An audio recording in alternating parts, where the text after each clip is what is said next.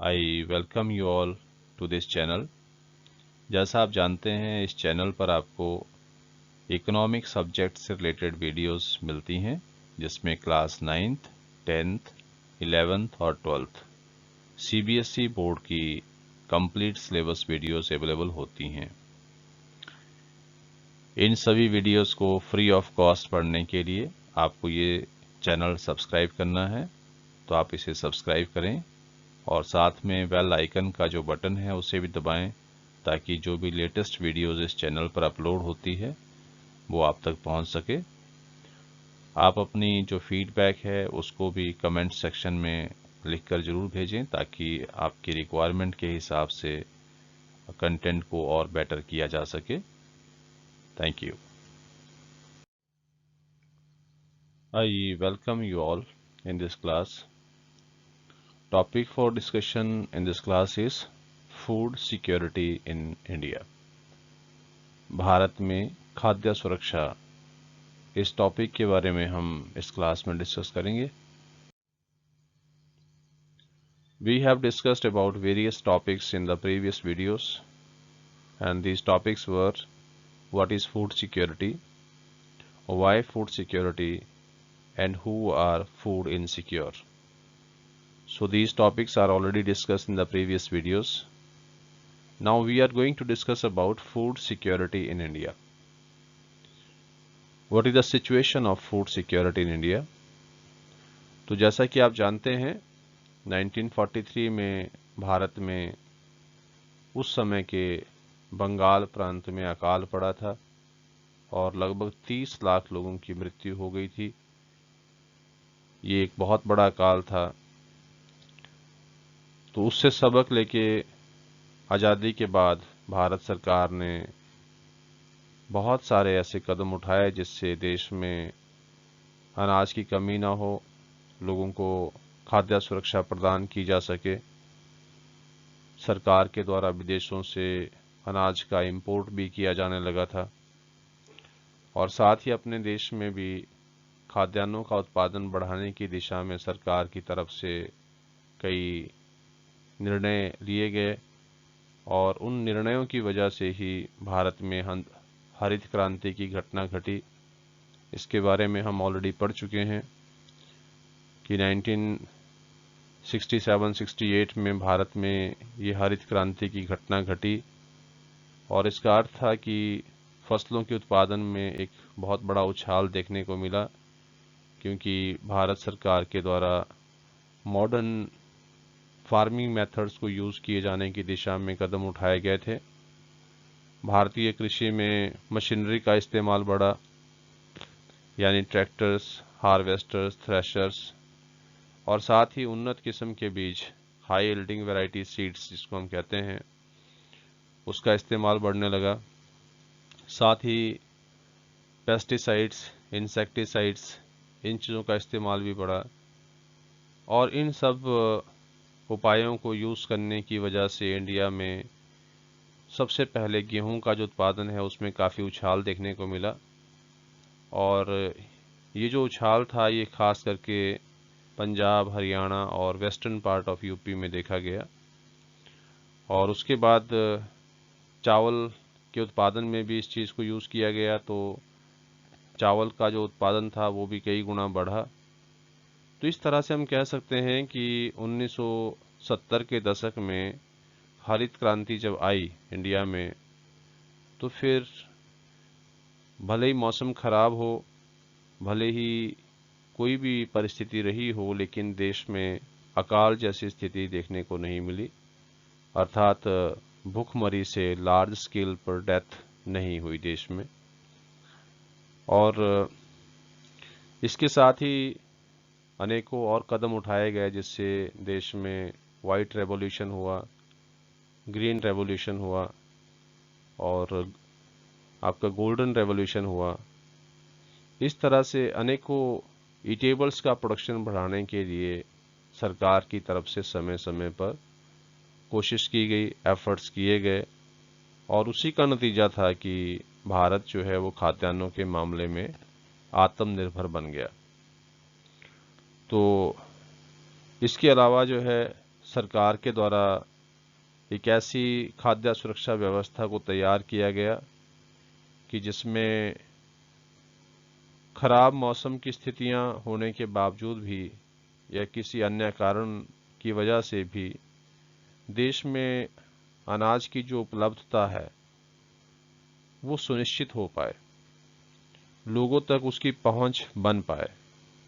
तो उसके लिए सरकार की तरफ से एफर्ट्स किए गए और ये जो व्यवस्था बनाई गई इसमें दो मेन कंपोनेंट हैं जिसके बारे में हम डिटेल में डिस्कस करेंगे। ये पहला कंपोनेंट था बफर स्टॉक और दूसरा कंपोनेंट है पीडीएस यानी पब्लिक डिस्ट्रीब्यूशन सिस्टम। तो बफर स्टॉक और सार्वजनिक वितरण प्रणाली ये इस व्यवस्था के दो मुख्य घटक थे। इसके बारे में हम डिटेल्ड डिस्कशन करेंगे। भारत में खाद्य सुरक्षा प्रदान करने के लिए सरकार के द्वारा जो व्यवस्था बनाई गई है उसका पहला कंपोनेंट है buffer stock. Buffer stock is the stock of food grains namely wheat and rice which is procured by the government through the Food Corporation of India।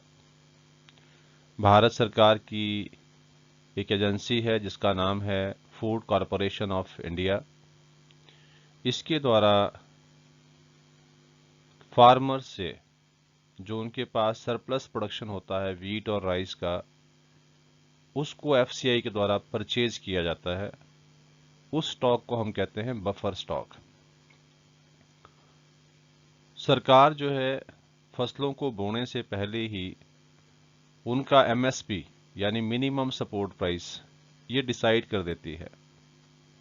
पहले से ही फार्मर्स को बता दिया जाता है कि ये इसका एमएसपी रहेगा, मिनिमम सपोर्ट प्राइस रहेगा। देखिए मिनिमम सपोर्ट प्राइस क्या होता है इसको समझ लीजिए। मिनिमम सपोर्ट प्राइस का मतलब होता है जो कीमत सरकार के द्वारा किसी भी प्रोडक्ट के लिए निर्धारित की जाती है। जैसे मान लीजिए सरकार ने गेहूं के लिए जो एमएसपी है मान लीजिए वो 1800 रुपया अनाउंस कर दी। तो इसका क्या अर्थ होता है? इसका अर्थ ये होता है कि 1800 रुपया प्रति क्विंटल ये कीमत निर्धारित की गई गेहूं की सरकार के द्वारा।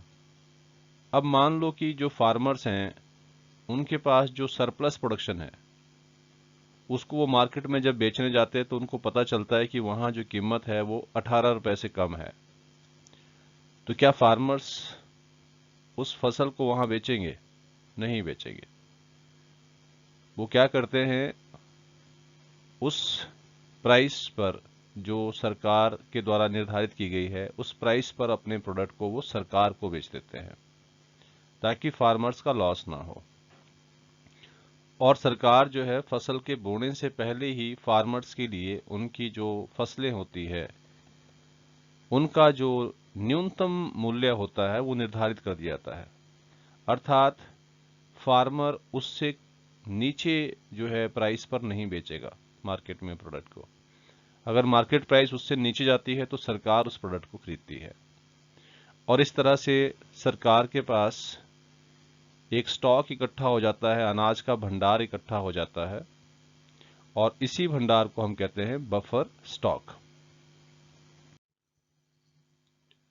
एमएसपी को हर साल सरकार के द्वारा निर्धारित किया जाता है और सरकार जो है फसल के बोने से पहले ही उस फसल की एमएसपी डिसाइड कर देती है ताकि फार्मर्स बिना किसी डर के प्रोत्साहित होकर उस चीज का अधिक से अधिक उत्पादन करे।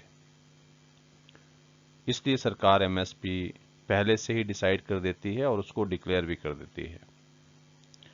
अब ये जो बफर स्टॉक क्रिएट किया जाता है इसको यूज कैसे करते हैं? बफर स्टॉक को उन एरियाज में डिस्ट्रीब्यूट किया जाता है जहां पर फूड ग्रेन की कमी होती है। ऐसे क्षेत्र जहां पर अनाज की कमी है उन क्षेत्रों में इस अनाज को सरकार के द्वारा पहुंचाया जाता है। उन एरियाज में इसको बेचा जाता है, उन एरियाज तक इसको सप्लाई किया जाता है कंट्रोल्ड प्राइसेस पर ही। तो उससे देश भर में खाद्यान्नों की जो उपलब्धता है उसको बढ़ाया जाता है, और उन एरियाज में जहां अनाज की कमी है उन एरियाज में इसको पहुंचाकर एक तरह से जो एक्सेसिबिलिटी ऑफ फूड है उसको इजी बनाया जाता है। तो इस तरह से सरकार जो है बफर स्टॉक का इस्तेमाल उन एरियाज में डिस्ट्रीब्यूट करने के लिए करती है जहां पर अनाज की कमी होती है। और दूसरी बात, अफोर्डेबिलिटी की तरफ भी बफर स्टॉक से फायदा मिलता है, क्योंकि जो समाज का पूरा सेक्शन होता है उसके पास परचेजिंग पावर कम होती है, तो सरकार क्या करती है कि अनाज को ऐसे लोगों को मार्केट प्राइस से भी कम प्राइस पर बेचती है। यानी मार्केट में अगर गेहूं की कीमत 20 रुपए किलो है तो उन गरीब लोगों को जो गेहूं है वो 20 रुपए से कम कीमत पर मिल रहा है, ताकि उनकी एक तरह से आर्थिक मदद हो सके। और ये जो प्राइस होती है, जिस प्राइस पर गरीब लोगों को अनाज दिया जाता है, उस प्राइस को हम कहते हैं इशू प्राइस। तो let us recap it. Buffer stock जो है एक ऐसा स्टॉक है गेहूं का और चावल का जिसको एफसीआई क्रिएट करती है। वो खरीदती है फार्मर से जिनके पास सरप्लस प्रोडक्शन होता है, और एमएसपी जो है सरकार के द्वारा निर्धारित की जाती है। हर साल इसकी घोषणा होती है फसल के बोने से पहले ही, ताकि फार्मर जो हैं वो प्रोत्साहित हों प्रोडक्शन करने के लिए।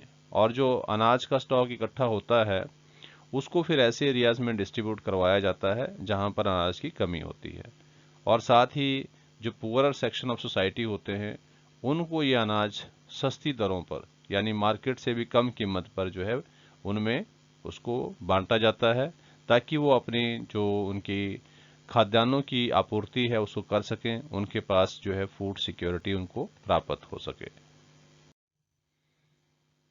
आइए अब समझते हैं पब्लिक डिस्ट्रीब्यूशन सिस्टम के बारे में। इसको हम सार्वजनिक वितरण प्रणाली कहते हैं। अब जब सरकार बफर स्टॉक इकट्ठा कर लेती है तो उस स्टॉक को उन एरियाज में डिस्ट्रीब्यूट किया जाता है जहां पर अनाज की कमी होती है। लेकिन जैसा कि आप जानते हैं हमारे समाज में, हमारे देश में बहुत सारे लोग गरीब भी हैं, कुछ गरीबी रेखा के नीचे भी होते हैं, कुछ पुअरेस्ट ऑफ पुअर भी होते हैं जिनके पास पैसे की भारी कमी रहती है। तो फिर अनाज की पहुंच होने के बावजूद भी वो उसको अफोर्ड नहीं कर पाते हैं क्योंकि उनके पास पैसे की कमी रहती है। तो सरकार जो है ऐसे लोगों तक फूड सिक्योरिटी प्रोवाइड करने के लिए राशन शॉप्स खोलती हैं, राशन की दुकानें खोली जाती हैं सरकार के द्वारा। इनको हम फेयर प्राइस शॉप भी कहते हैं, यानी उचित मूल्य की दुकानें। और ये दुकानें क्या करती है कि कंट्रोल्ड रेट पर सामान को बेचती है, खाद्यान्नों को बेचती है। ये कौन कौन से प्रोडक्ट अपने पास रखती है, जैसे कि फूड ग्रेन है, शुगर है, कैरोसिन ऑयल है फॉर कुकिंग। इन चीज़ों को राशन शॉप्स के थ्रू बेचा जाता है उन लोगों को जिनके पास पैसे की कमी होने की वजह से जो फूड को अफोर्ड नहीं कर सकते हैं। तो इस व्यवस्था को हम कहते हैं पब्लिक डिस्ट्रीब्यूशन सिस्टम, सार्वजनिक वितरण प्रणाली। तो सार्वजनिक वितरण प्रणाली में सरकार क्या करती है कि राशन शॉप्स खोलती है, राशन की दुकानें खोली जाती है, और उन दुकानों के थ्रू कंट्रोल्ड प्राइसेस पर सामान को बेचा जाता है उन गरीब लोगों को जिनके पास अफोर्डेबिलिटी ऑफ फूड नहीं होती, क्योंकि उनके पास परचेजिंग पावर नहीं होती है। आज भारत में हर लोकेलिटी में, गांव में, शहर में, कस्बे में इस तरह की राशन शॉप्स आपको मिलेंगी, और पूरे देश भर में एक बहुत बड़ा नेटवर्क है इन राशन शॉप्स का। लगभग 5.5 लाख राशन की दुकानें हैं जो देश भर में सार्वजनिक वितरण प्रणाली का कार्य कर रही हैं। पीडीएस सिस्टम के थ्रू अनाज बांटने के लिए राशन कार्ड बनाया जाता है और हर एक परिवार राशन कार्ड पर 35 kg food grain, 5 litre of kerosene oil and 5 kg of sugar हर महीने वो अपने नियर बाई राशन शॉप से खरीद सकते हैं कंट्रोल्ड प्राइसेस पर, यानी बाजार से भी काफ़ी कम मूल्य पर यह सामान उनको राशन शॉप्स में उपलब्ध होता है। जो राशन कार्ड है ये 3 तरह के होते हैं। पहला है अंत्योदय कार्ड। ये उन लोगों के लिए है जो पुअरेस्ट ऑफ द पुअर है, जो गरीबों में भी बहुत ज़्यादा गरीब हैं। और दूसरा कार्ड होता है बीपीएल कार्ड, यानी बिलो पॉवर्टी लाइन जो लोग होते हैं उनके लिए कार्ड बनता है। और तीसरा जो कार्ड है वो है APL. APL card means above poverty line, यानी जो लोग गरीबी रेखा के ऊपर हैं या बाहर हैं उससे, उन लोगों के लिए जो कार्ड बनता है उसको हम कहते हैं एपीएल कार्ड। भारत में राशन की जो व्यवस्था है ये नई व्यवस्था नहीं है, ये 1940 के दशक से ही शुरू हो गई थी। जब बंगाल प्रांत में अकाल पड़ा था उस समय से ही इस व्यवस्था को शुरू किया गया था। हालांकि बाद में फिर इस पर कुछ खास काम नहीं किया गया, लेकिन 1960 के दशक में फिर से भारत में खाद्यान्नों की भारी कमी महसूस की गई और उस कमी से निपटने के लिए, हर किसी को भोजन प्राप्त हो सके इसके लिए फिर से इस व्यवस्था को अडॉप्ट किया गया, फिर से अपनाया गया इस चीज़ को। यानी 1960 के दशक में फिर से जो राशन व्यवस्था है ये फिर से पुनर्जीवित हुई और बहुत सारे लोग उस समय गरीब भी थे, तो गरीबी की जो स्थिति थी उसको ध्यान में रखते हुए एनएसएसओ के द्वारा 1970 में 3 ऐसे कार्यक्रम बनाए गए जिनको हम फूड इंटरवेंशन प्रोग्राम भी कहते हैं। इनको इंट्रोड्यूस किया गया था ताकि जो पब्लिक डिस्ट्रीब्यूशन सिस्टम है या राशन की व्यवस्था है या फूड सिक्योरिटी है उसको और मजबूत किया जा सके। इसमें पहला प्रोग्राम था स्ट्रेंथनिंग ऑफ पीडीएस सिस्टम, यानी सार्वजनिक वितरण प्रणाली को और ज़्यादा मजबूत करना। अब खाद्यान्नों के मामले में पीडीएस सिस्टम पहले से चल रहा था, तो उसको और ज़्यादा मजबूत करने की दिशा में कदम उठाए गए। दूसरा था इंटीग्रेटेड चाइल्ड डेवलपमेंट सर्विसेज, जिसको हम कहते हैं ICDS। तो ये एग्जाम में कई बार फुल फॉर्म भी पूछा जाता है, what is the full form of ICDS। तो फुल फॉर्म क्या होता है? Integrated child development services. इसको एक्सपेरिमेंट के तौर पे 1975 में शुरू किया गया था। Integrated Child Development Services is a government program in India which provides food, preschool education, primary health care, immunization, health checkup, and referral services to the children under 6 years of age and their mothers. तो ये जो integrated child development services program था जिसको 1975 में शुरू किया गया, इसमें 6 साल से कम उम्र के बच्चों और उनकी माताओं के लिए भोजन की और हेल्थ चेकअप की और हेल्थ केयर सर्विसेज की जो सर्विसेज थी वो प्रोवाइड की गई। और बच्चों के लिए जो प्री स्कूल एजुकेशन है, जैसे आंगनवाड़ी की शिक्षा है, उस पर फोकस किया गया। प्राइमरी हेल्थ केयर पर फोकस किया गया। तो ये कुछ प्रोग्राम थे जो इस प्रोग्राम के तहत जिनको ज़्यादा फोकस किया गया। और तीसरा जो प्रोग्राम था वो था फूड फॉर वर्क। इसको इंट्रोड्यूस किया गया था 1977-78 में। इसका क्या अर्थ होता है? इसका अर्थ है कि जब लोग काम कर रहे हैं तो काम के बदले में पैसा ना देकर उनको फूड दिया जाए, यानी फूड ग्रेन उनको प्रोवाइड किया जाए उस काम के बदले में, ताकि लोग फूड सिक्योरिटी को प्राप्त कर सकें। तो समय के साथ साथ भारत सरकार की तरफ से खाद्य सुरक्षा प्रदान करने की दिशा में नए नए प्रोग्राम चलाए गए हैं और जो पहले से प्रोग्राम चले आए हैं उनको रीस्ट्रक्चर भी किया गया है ताकि वो सही तरीके से इम्प्लीमेंट किए जा सकें। अनुभव के आधार पर उनको रीस्ट्रक्चर किया गया है प्रोग्राम्स को। इसके साथ ही हमारे देश में गरीबी को हटाने के लिए कई तरह के प्रोग्राम्स चलाए गए हैं, अनेकों योजनाएं बनाई गई हैं जिसको हम पॉवर्टी एलिवेशन प्रोग्राम कहते हैं। तो ज़्यादातर ये ग्रामीण क्षेत्रों में चलाए जाते हैं। तो इसका मेन मुख्य जो लक्ष्य है वो ये भी है कि सभी को भोजन प्राप्त हो सके। इसके साथ ही पब्लिक डिस्ट्रीब्यूशन सिस्टम को और ज़्यादा बेहतर बनाने की दिशा में काम किया गया है और मिड डे मील जो एक योजना जिसके बारे में आप जानते हैं जो स्कूलों में शुरू की गई है, वो भी एक कंपोनेंट है फूड सिक्योरिटी प्रोग्राम का ही। और साथ ही जितने भी पॉवर्टी एलिवेशन प्रोग्राम हैं इनका भी अल्टीमेट जो मकसद है वो यही है कि गरीबी ख़त्म होगी तो सभी के पास जो है वो अनाज भी उपलब्ध होगा, पैसा होगा तो अनाज परचेज कर सकते हैं। तो वो भी एक तरह से फूड सिक्योरिटी को प्राप्त करने के लिए ही एक कार्यक्रम है। और साथ ही जो बहुत सारे ऐसे प्रोग्राम चलाए गए हैं जो एम्प्लॉयमेंट पर फोकस्ड हैं।